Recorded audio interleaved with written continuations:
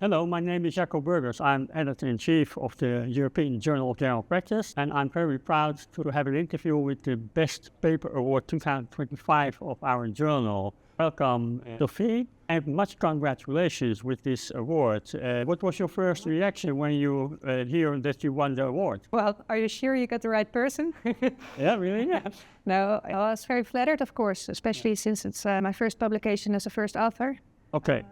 And happy to see that our topic, decision-making in diagnosis, that it's recognized as an important topic in general practice. So you're a young researcher in the Netherlands, and you're also in training? Yes, I'm a GP trainee. I'm in my second year of residency, and I'm doing a PhD at the same time. How can you combine that? Difficult. Yeah. But usually you do 1 year of practice and then 1 year of research. So you try to alternate between the two. Much congratulations. We selected your paper from all the articles published in 2025, 43 articles.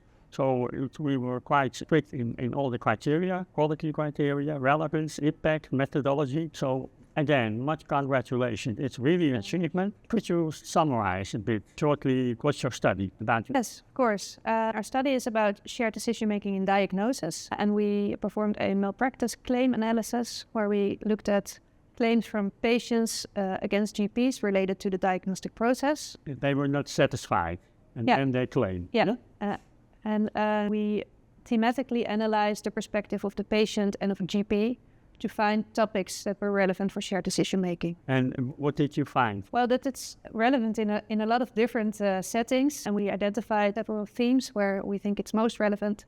For example, situations with a low likelihood of disease and a high test burden, or situations where time is needed to make a diagnosis, situations where the diagnosis doesn't really help for the treatment. Well, I think that most GPs aim to do their best, so it's pretty tough that they get a claim from patients. The reason why they claimed the doctor. Often it's a diagnostic error, so a delayed or a wrong diagnosis. It could be about money. How do you mean? Well, they were unhappy about the cost of a test, or if something went wrong, that they had extra costs for a certain. So most of the cost of primary care in the Netherlands is for free, but some additional investigation, the patient needs to have a co-payment. Yes. And that has not been communicated. Yeah. Yeah, okay. Another question is, it's your effort, but you also worked in a team. And who were in the team? It's quite a big team, supervisors, and then some experts on shared decision-making, both in the Netherlands and abroad. Outside the Netherlands, I also noticed that Brian was co-author. He's the guru of shared decision-making, and I was working with him.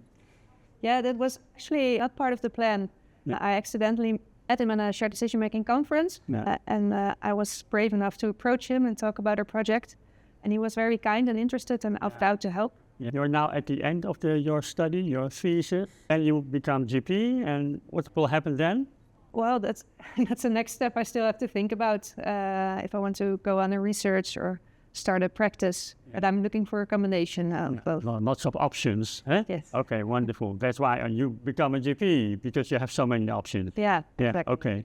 Finally, do you have specific messages for all the GPs in Europe, outside Europe, based on your paper, or maybe based on your vision on shared decision-making?